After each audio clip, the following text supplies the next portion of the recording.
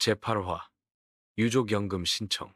2024년 겨울, 갑작스러운 심장마비로 현수가 세상을 떠났다. 병원에 실려간 그날, 지연은 현수의 손을 잡고 마지막 순간까지 함께했다. 현수 씨 가지 마요. 저를 두고 가지 마요. 하지만 현수는 지연의 간절한 부탁을 들을 수 없었다. 13년을 함께 산 동반자가 영원히 떠난 것이다. 장례식에는 많은 사람들이 조문했다.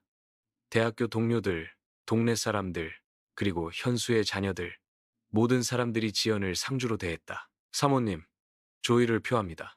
교수님 많이 그리워하실 텐데. 조문객들의 위로를 받으며 지연은 혼란스러웠다. 법적으로는 아무것도 아닌 자신이 상주 역할을 해도 되는 건지. 하지만 민준과 수연이 지연을 적극 지지했다. 지연 이모, 어머니 다음으로 아버지를 가장 사랑했던 분은 이모예요. 당연히 상주를 해야죠. 장례를 치르고 난 후 지연은 또 다른 현실과 마주해야 했다. 생활비 문제였다. 반찬 가게 수입만으로는 생활이 빠듯했다. 현수 씨가 받던 연금은 어떻게 되는 거지? 지연은 국민연금공단에 문의했다. 유족연금을 신청하려면 법적 배우자여야 합니다. 사실혼 관계라면 추가 서류가 필요하고. 공단 직원의 설명을 들으며 지연의 마음은 무거워졌다. 13년을 함께 살았지만 법적으로는 남남이었다. 사실혼을 증명하기 위해서는 여러 서류가 필요했다. 주민등록 등본, 건강보험 피부양자 등록 확인서, 주변 사람들의 증언서. 지연 이모, 제가 도와드릴게요. 민준이 나서서 필요한 서류들을 준비했다. 13년간의 사실혼 생활을 증명할 수 있는 모든 자료를 모았다. 하지만 몇 주 후 공단에서 온 답변은 충격적이었다. 유족연금 지급 불가. 사유, 사실혼 관계 인정 불가. 지연은 서류를 보며 눈물이 났다. 13년을 함께 산 것이 아무것도 아니라는 것인가? 이모, 이건 말이 안 돼요. 항의해야 해요. 민준이 분개했다. 하지만 공단의 입장은 확고했다. 법적 배우자가 아닌 이상 유족연금 지급은 불가능합니다. 사실혼이라고 하시지만 처제와 형부라는 관계는 사회 통념상. 공단 담당자의 말에 지연은 절망감을 느꼈다. 처제와 형부라는 관계가 문제라는 것이었다. 그럼 13년 동안 우리가 뭐였단 말이에요? 지연의 호소에도 공단의 입장은 바뀌지 않았다. 집으로 돌아온 지연은 현수의 사진 앞에서 울었다. 현수 씨, 이제 어떻게 해야 해요? 당신 없이 어떻게 살아가라고. 경제적 어려움도 문제였지만 더 큰 문제는 자신들의 13년이 사회적으로 인정받지 못한다는 상실감이었다. 며칠 후 민준이 지연을 찾아왔다. 이모, 포기하면 안 돼요. 소송을 해야 해요. 소송이라니. 아버지와 이모가 진짜 부부였다는 것을 법정에서 증명해야 해요. 그게 아버지를 위한 일이기도 하고요. 민준의 말에 지연은 마음을 다졌다. 현수와의 13년, 그리고 자신의 존재를 지키기 위해서라도 싸워야 했다. 하지만 소송은 쉬운 일이 아니었다. 처제와 형부라는 관계, 사회적 편견, 법적 한계, 모든 것이 지연에게는 불리했다. 그래도 포기할 수 없었다. 현수와의 사랑, 그리고 13년의 세월을 지키기 위해서. 재고와 소송의 시작. 2025년 봄, 지연은 서울행정법원에 소장을 제출했다. 국민연금공단을 상대로 한 유족급여 부지급 처분 취소 소송이었다. 이모, 정말 하실 거예요? 수연이 걱정스러운 표정으로 물었다. 언론의 관심을 받을 수도 있고 사회적으로 도덕 논란이 일어날 수도 있었다. 해야 해. 아버지와의 13년을 그냥 없던 것으로 할 수는 없어. 지연의 의지는 확고했다. 변호사와 상담하면서 승소 가능성을 타진해봤지만 쉽지 않을 것 같다는 전망이었다. 처제와 형부라는 관계에서 사실혼을 인정받는 것은 전례가 거의 없습니다. 사회 통념상 쉽지 않을 거예요. 변호사의 말에 지연은 한숨을 내쉬었다. 하지만 포기할 수는 없었다. 소송이 시작되자 예상대로 언론의 관심이 쏟아졌다. 처제와 형부의 사실혼, 과연 인정될까? 도덕적 논란 vs 개인의 선택권. 신문과 인터넷 뉴스에 지연의 이야기가 연일 보도되었다. 댓글들은 극명하게 갈렸다. 13년을 함께 살았으면 진짜 부부 아닌가? 처제와 형부가 무슨 도덕적으로 문제 있다. 법이 현실을 따라가지 못하는 전형적 사례. 여론은 찬반이 팽팽했다. 지연은 이런 관심이 부담스러웠지만 한편으론 자신의 이야기에 공감해주는 사람들이 있다는 것에 위안을 얻었다. 첫 번째 재판날, 지연은 법정에 섰다. 민중과 수연이 함께했고 몇몇 언론사 기자들도 방청석에 있었다. 원고는 피상속인과 어떤 관계입니까? 처제 관계입니다. 하지만 13년간 사실상 부부로 살았습니다. 지연의 대답에 법정은 조용해졌다. 국민연금공단 측 변호사가 반박했다. 처제와 형부라는 관계는 사회 통념상 혼인 관계로 볼 수 없습니다. 단순한 동거에 불과합니다. 지연은 가슴이 아팠다. 13년의 세월이 단순한 동거라니. 하지만 지연 측 변호사는 준비된 증거들을 제시했다. 13년간 같은 주소지에 거주했고 건강보험 피부양자로 등록되어 있었습니다. 주변 모든 사람들이 부부로 인식했고 실제로 부부의 의무와 권리를 다했습니다. 증인으로 나선 현수의 대학교 동료가 증언했다. 현수 교수님과 지연 씨는 모든 면에서 부부 그 자체였습니다. 학교 행사에도 항상 함께 오셨고 동료들 모두 부부로 알고 있었습니다. 동네 이장도 증언했다. 13년 동안 완전히 부부로 살았습니다. 싸우는 것도 못 봤고 정말 금슬 좋은 부부였어요. 하지만 공단 측은 법리적 논리로 맞섰다. 감정적으로는 이해하지만 법적으로는 처제와 형부의 관계를 혼인으로 볼 수 없습니다. 이를 인정하면 가족제도의 근간이 흔들릴 수 있습니다. 재판은 몇 달에 걸쳐 진행되었다. 지연은 매번 법정에 서면서 13년의 세월을 증명해야 했다. 때로는 모욕적인 질문도 받았다. 왜 법적 결혼을 하지 않았습니까? 처음부터 연금을 노린 것은 아닙니까? 이런 질문들을 받을 때마다 지연은 마음이 아팠다. 하지만 끝까지 싸워야 했다. 재판 과정에서 지연은 많은 것을 깨달았다. 사회의 편견, 법의 한계, 그리고 자신의 사랑이 얼마나 진짜였는지. 현수 씨, 저 잘하고 있는 거죠? 매일 밤 현수의 사진 앞에서 지연은 중얼거렸다. 힘들지만 포기할 수 없었다. 이 싸움은 단순히 연금을 위한 것이 아니라 13년간의 사랑을 지키는 싸움이었다. 제10화, 1심과 항소심의 승리. 6개월간의 치열한 공방 끝에 1심 판결일이 다가왔다.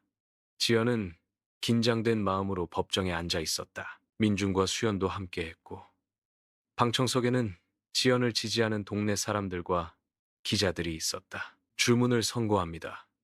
판사의 목소리가 법정에 울려 퍼졌다.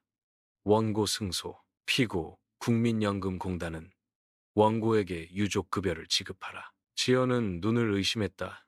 승소라니 정말 이긴 것인가? 판사는 판결 이유를 설명했다. 13년간의 지속적인 공동생활, 주변의 부부인식, 경제적 공동체로서의 실질적 생활 등을 종합할 때 처제와 형부라는 관계에도 불구하고 사실혼 관계로 인정하는 것이 타당합니다. 법정 밖으로 나온 지연은 민중과 수연의 축하를 받았다.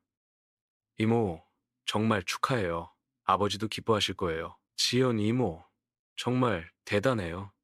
끝까지 포기하지 않으셔서. 하지만 기쁨도 잠깐. 국민연금공단은 즉시 항소를 제기했다. 1심 판결은 받아들일 수 없습니다. 항소심에서 뒤집어지길 바랍니다. 공단의 입장은 여전히 확고했다. 항소심 재판이 시작되자 더욱 치열한 공방이 벌어졌다. 공단 측은 더 많은 법리적 근거를 제시했다. 처제와 형부의 관계를 사실혼으로 인정하는 것은 가족제도와 사회질서에 반합니다. 이런 판례가 만들어지면 사회적 혼란이 야기될 수 있습니다. 하지만 지연 측도 만만치 않았다. 더 많은 증거와 증인을 확보했다. 현수의 주치의가 증언했다. 현수 씨는 병원에서 항상 지연 씨를 아내라고 소개했습니다. 의료진 모두 부부로 알고 있었습니다. 은행 직원도 나섰다. 13년간 공동계좌를 사용하셨고 모든 금융거래를 부부로서 하셨습니다. 항소심 재판부는 1심보다 더 신중한 태도를 보였다. 여러 차례 변론기일을 거쳐 세심하게 검토했다. 이 사건은 단순한 유족급여 지급 문제를 넘어서 사회의 가족관과 법의 현실 적응력을 묻는 중요한 사안입니다. 재판장의 말에서 사건의 중요성을 느낄 수 있었다. 8개월 후 항소심 판결이 내려졌다. 원심을 확인합니다. 항소를 기각합니다. 다시 한번 승소였다. 하지만 이번에는 더 명확한 판결 이유가 제시되었다. 현대 사회에서 가족의 형태는 다양화되고 있습니다. 법적 형식보다는 실질적 관계를 중요시해야 하며 13년간의 사실혼 관계는 충분히 인정받을 만합니다. 지연은 이번에는 진짜 기뻤다 하지만 마음 한편으로는 불안했다. 공단에서 또 상고하겠죠. 민준의 예상대로 며칠 후 국민연금공단은 대법원에 상고했다. 최고법원의 최종 판단을 받겠습니다. 이제 마지막 관문이 남았다. 대법원에서의 최종 판결. 지연은 현수의 사진을 바라보며 중얼거렸다. 현수 씨, 조금만 더 기다려주세요.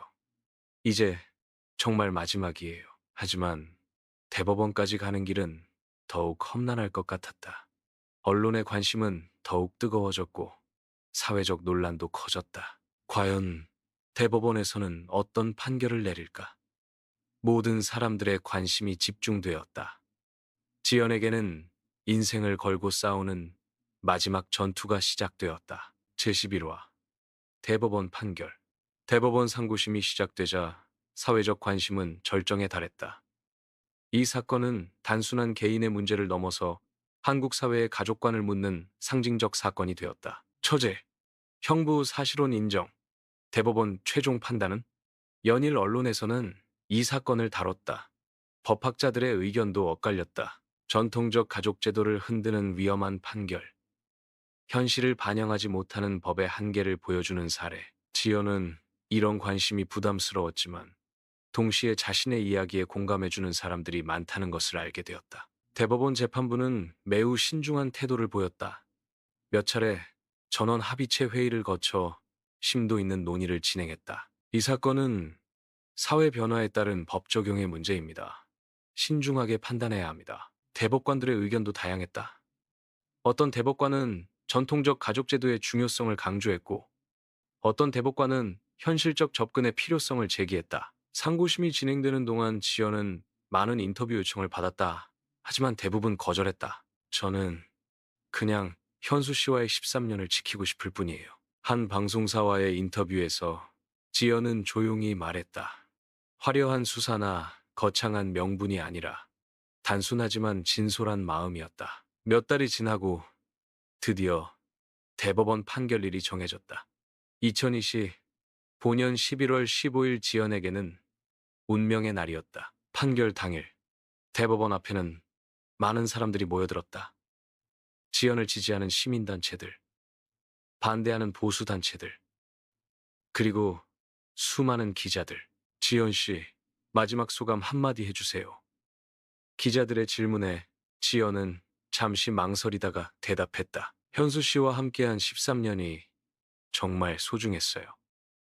그 시간들이 인정받았으면 좋겠습니다. 법정 안으로 들어선 지연의 손은 떨리고 있었다. 민준과 수연이 양쪽에서 지연의 손을 잡았다. 이모, 괜찮을 거예요. 아버지가 도와주실 거예요. 대법원 재판장이 입장했다. 법정은 숨죽인 듯 조용해졌다. 주문을 선고합니다. 재판장의 목소리가 법정에 울려 퍼졌다. 지연은 숨을 멈춘 채 기다렸다. 상고를 기각한다. 원심을 확정한다. 순간 지연의 귀에는 아무것도 들리지 않았다. 승소, 최종 승소였다. 재판장은 이어서 판결 이유를 설명했다. 처제와 형부라는 관계에도 불구하고 13년간 지속된 혼인 의사와 공동생활의 실체는 사실혼으로 인정하기에 충분합니다. 법은 현실을 외면해서는 안 되며 실질적 관계를 보호해야 할 의무가 있습니다. 대법원의 최종 판결이었다. 지연과 현수의 13년간의 사실혼이 법적으로 완전히 인정받는 순간이었다. 법정을 나온 지연은 눈물을 참을 수 없었다. 현수 씨, 우리 이겼어요. 정말 이겼어요. 민준과 수연도 눈물을 흘리며 지연을 껴안았다. 이모, 정말 축하해요. 아버지도 하늘에서 기뻐하실 거예요. 법원 앞에서 기자회견이 열렸다. 오늘 판결의 의미는 무엇이라고 생각하십니까? 기자의 질문에 지연은 잠시 생각한 후 대답했다. 13년을 함께 산 사람들의 사랑이 인정받았다는 것, 그것만으로도 충분합니다. 그날 밤 뉴스는 온통 이 판결 소식으로 가득했다. 대법원 처제, 형부 사실혼, 최종 인정 가족제도의 새로운 전환점, 사회 통념을 뛰어넘은 역사적 판결. 여론은 여전히 찬반이 갈렸지만 적어도 법적으로는 지연과 현수의 관계가 완전히 인정받았다. 집에 돌아온 지연은 현수의 사진 앞에 앉았다. 현수 씨, 드디어 끝났어요. 이제 당당히 당신의 아내라고 말할 수 있어요. 사진 속 현수는 여전히 따뜻한 미소를 짓고 있었다. 지연은 그 미소를 바라보며 지난 2년간의 힘든 시간들을 떠올렸다. 소송, 사회적 시선, 외로움, 모든 것이 어려웠지만 결국 해냈다. 현수와의 사랑을 13년의 세월을 지켜냈다. 며칠 후 국민연금공단에서 연락이 왔다. 판결에 따라 유족급여 지급 절차를 진행하겠습니다. 공단의 담당자는 이제 존댓말로 지연에게 말했다. 법적으로 인정받은 유족이 된 것이다. 하지만 지연에게 중요한 것은 연금이 아니었다. 현수와의 사랑이 사회적으로 인정받았다는 것, 그것이 가장 소중했다. 제12화 새로운 삶과 회복. 대법원 판결 이후 지연의 삶은 완전히 달라졌다. 유족연금 지급으로 경제적 안정을 찾았고 무엇보다 사회적으로 인정받은 현수의 아내가 되었다. 지연 씨, 정말 축하드려요. 고생 많으셨어요. 동네 사람들의 시선도 달라졌다. 예전에는 처제였지만 이제는 당당한 현수 교수 부인이 되었다. 하지만 지연에게는 여전히 해결해야 할 과제가 남아 있었다. 바로 마음속 깊이 남아있던 죄책감이었다. 어느 날 지연은 언니의 묘소를 찾았다. 오랜만에 언니와 단둘이 대화할 시간을 갖고 싶었다. 언니, 미안해요. 정말 미안해요. 지연은 언니의 묘비 앞에서 그동안 하지 못했던 말들을 쏟아냈다. 처음에는 그냥 형부를 도와드리려고 했어요. 그런데 언제부터인가 형부를 사랑하게 되었어요. 언니, 남편을 사랑하게 된 저를 용서해 주세요. 바람이 불어와 지연의 머리카락을 흩어놓았다. 언니의 대답처럼 느껴졌다. 하지만 정말 행복했어요. 13년 동안 현수 씨와 함께한 시간들이 제 인생에서 가장 소중한 시간이었어요. 묘소에서 돌아오는 길에 지연은 마음이 한결 가벼워졌다. 언니도 이해해 줄 것 같았다. 현수의 외로움을 달래주고 행복하게 만들어준 것을. 집에 돌아와 현수의 사진을 바라보며 지연은 새로운 다짐을 했다. 현수 씨, 이제 정말 새로 시작할게요. 당신이 남겨준 사랑을 가지고. 몇 달 후 지연은 작은 카페를 열었다. 현수네 카페라는 이름으로. 현수가 좋아했던 커피를 팔고 그가 즐겨 읽던 책들을 비치한 작은 공간이었다. 카페에는 다양한 사람들이 찾아왔다. 현수를 기억하는 대학교 동료들, 동네 사람들, 그리고 지연의 소송을 지켜봤던 시민들. 사장님, 교수님이 정말 좋아하셨을 것 같아요. 손님들의 말에 지연은 미소 지었다. 현수가 꿈꿨던 여유로운 노후. 비록 혼자지만 그 꿈을 이어가고 있었다. 민준과 수연도 자주 카페를 찾았다. 이제는 정말 가족이 된 기분이었다. 지연, 이모. 아버지 제삿 날에는 이모가 주부 역할 하시는 게 맞죠? 수연의 말에 지연은 눈물이 날 뻔했다. 법적으로도 가족들에게도 완전히 인정받은 현수의 아내가 된 것이다.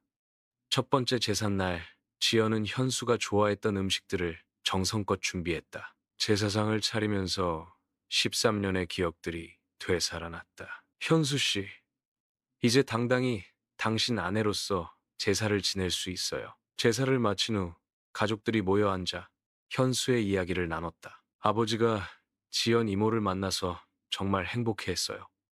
어머니 돌아가시고 나서 아버지가 얼마나 외로워했는데 이모가 계셔서 다행이었어요. 가족들의 말을 들으며 지연은 확신했다. 자신이 옳은 길을 걸어왔다는 것을. 2년이 지났다. 지연은 이제 완전히 새로운 삶에 적응했다. 유족연금으로 경제적 안정을 찾았고 카페 운영으로 사회적 관계도 회복했다. 무엇보다 중요한 것은 마음의 평안이었다. 죄책감은 사라졌고 현수와의 사랑에 대한 확신이 그 자리를 차지했다. 어느 날 저녁 카페를 정리하며 지연은 현수의 사진에 말을 걸었다. 현수 씨, 우리 잘했죠? 힘들었지만 끝까지 사랑을 지켜냈잖아요. 사진 속 현수는 여전히 따뜻한 미소를 짓고 있었다. 이제 정말 당신의 아내예요.